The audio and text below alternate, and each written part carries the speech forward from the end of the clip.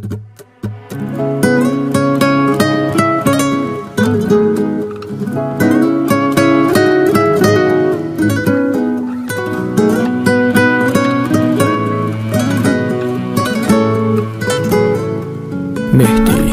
Daneş. Yolumuz ayrıda düşse, yüreğim sen ana.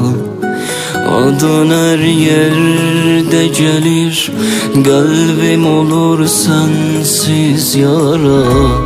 Sen gedib səndəkinə, mən danışım dərdlərimi.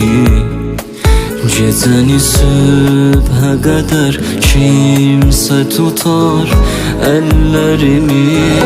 Dünya yalandır, axı dünyam bir anamdır. Tək yaşıram nə zamandır, sənsiz ana. Xəyalımdasan hər gün, qalmışam indi mən üzgün.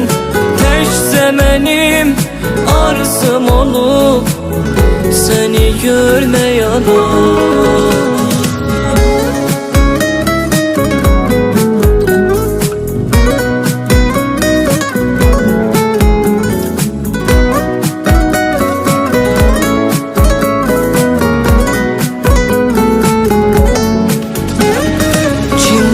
Tənhalıqdan mən ürək sözümü danışam.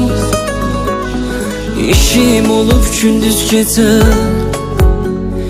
sənsiz yanam alışam. Dünyanı sənsiz neynirəm, mən neynirəm heç bilmirəm. Gözüm axtarır hər yeri,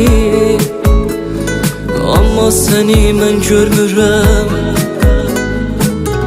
Dünya yalandır, axı dünyam bir anamdır.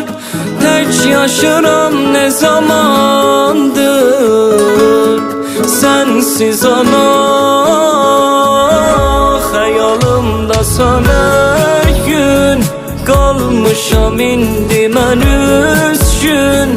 Təkcə mənim arzum olub səni görmək ana.